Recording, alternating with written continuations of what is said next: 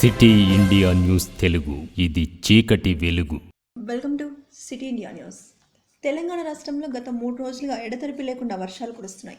ఈ నేపథ్యంలో మహబూబ్ నగర్లో వర్షాలు ప్రజలను అతలాకుతలం చేస్తున్నాయి.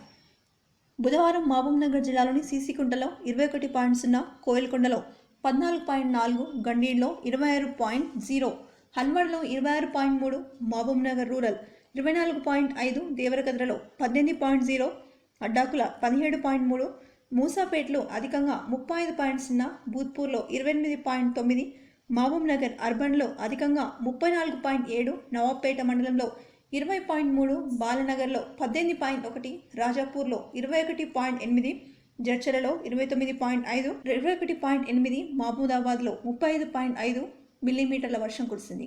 జిల్లా వ్యాప్తంగా 393.1 మిల్లీమీటర్ల వర్షపాతం నమోదైంది. సిటీ ఇండియా న్యూస్ తెలుగు, ఇది చీకటి వెలుగు.